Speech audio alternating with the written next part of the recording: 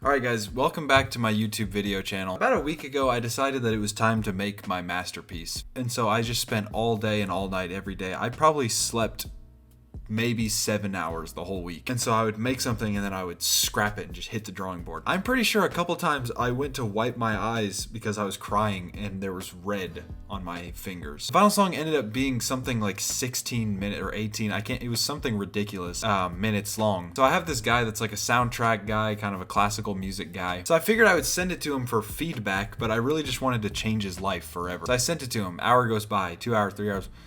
A day goes by, and he finally responds with, and I quote, "Sounds dope, man," couple exclamation marks. "Reminds me of Sims." So I was just furious, pretty much ruined my life. But I figured if we can make some Sims music on accident, then we can make it on purpose. So that's exactly what we're going to be doing today. We're gonna start with some strings here.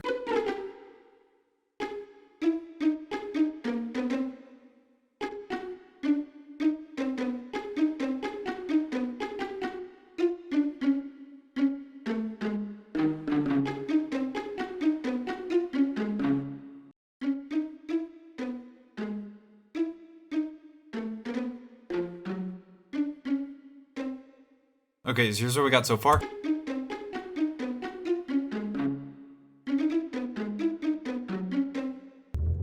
Now we're gonna get a bass string under that.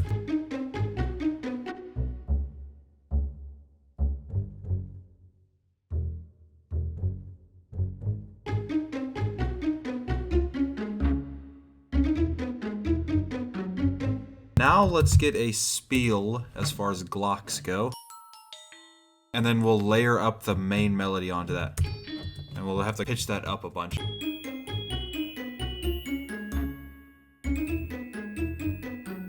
Now let's start doing like some chords with like some brass and woodwinds and more strings.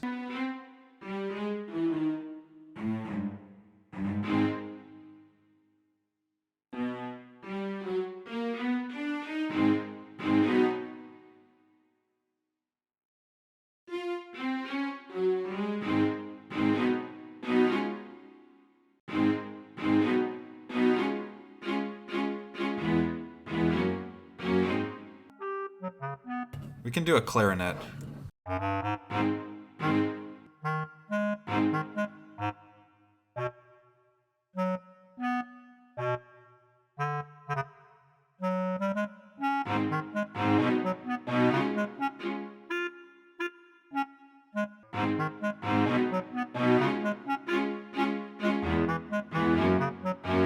Okay, now let's see what that sounds like with the main melody.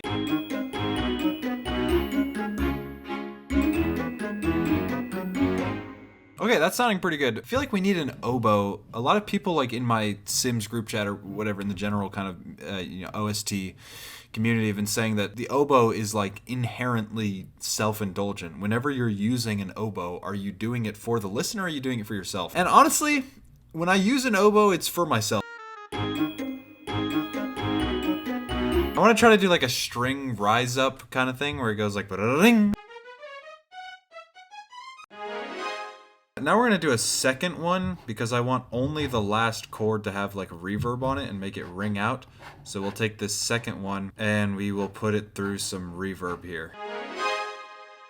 Then we're gonna layer on a couple of loops here to make it sound better. Alright, let's hear that all together. Now we need to get some drums going, so I'm gonna pull out a drum kit.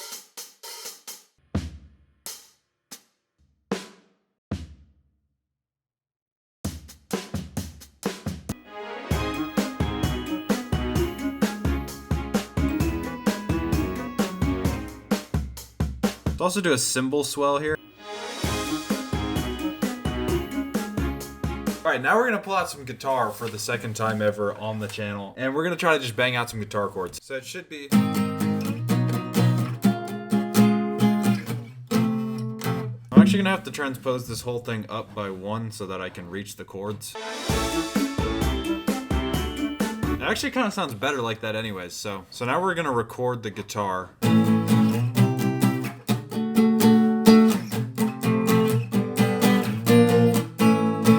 Okay, I ended up layering 2 guitars here. I had one from Splice and one was me, because the one that I did was this. And but I just could not make it sound good enough. I want it to be crisper, so I added this one.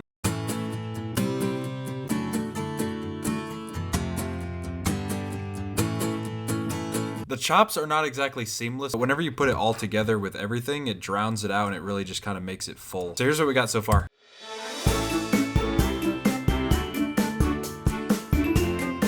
Let's go ahead and put a chime on the intro here.